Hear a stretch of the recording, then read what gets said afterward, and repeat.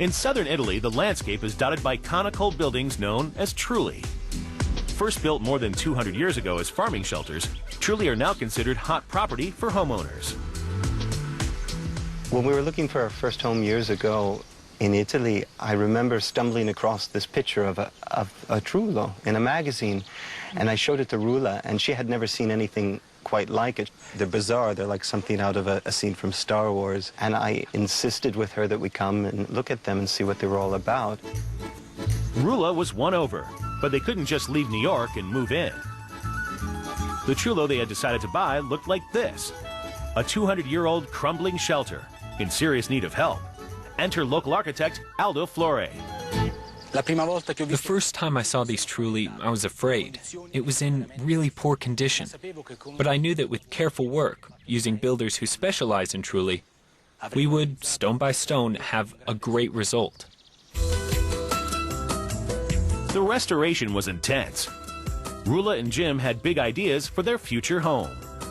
We definitely wanted to maintain the authenticity of the place, but also make it work for us as a family. The original Trullo was too small for family life, so they restored it.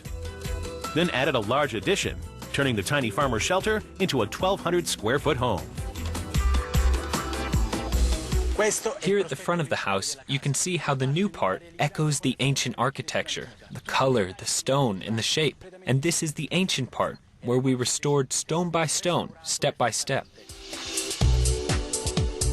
Aldo's feeling for the authenticity of the building allowed Rula and Jim to keep a sense of the building's history. He saved them from removing this ledge in front of the Trullo.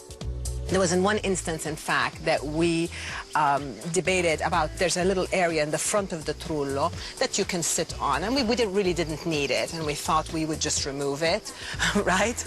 And Aldo was like, well, actually, this is a very important part of the Trullo because it's actually where the farmer would sit and look out and admire his land. And so removing it would be taking away something that's very authentic. So we kept it, and now, of course, that's his favorite place. The original section of the house is made up of 4 Trulli cones and another vaulted space called a paiara. The magnificent Trulli took 9 months to restore to their former glory. These amazing cone shapes create beautiful ceilings in the kitchen, dining, and living spaces. And so we enter into the big Trullo here. Everything in here was rebuilt to give the old splendor back to the stone. This is the kitchen, where we have used all the niches so they can contain cooking equipment. Passages link these old parts to the contemporary addition.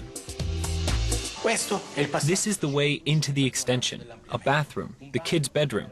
The main bedroom is characterized by a marvelous stone barrel roof and a simple railing, which has become a bedhead.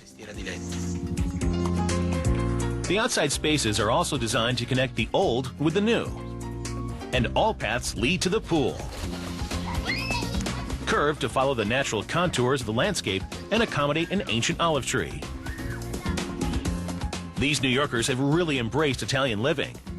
Jim now farms olives from the surrounding countryside, and Rula makes sauces from the fruit trees in the garden. The house itself it's completely transformed how we live in our lifestyle. Our children play on the roof. They run up to the area that used to be used for drying tomatoes and figs, and they use it as their play area. It's become a giant teepee of fun for them. And so, moving into a Trullo meant more than finding a new home. For Rula and Jim, it ended up creating a whole new life. In many ways, it exceeded our expectation. We came here thinking we're going to find fresh air for our kids to grow in and a rawness and authenticity, and in fact, we found all of that. We found so much more. We found like a way to live closer with nature and to grow our own food. These are all experiences we didn't think we were going to find.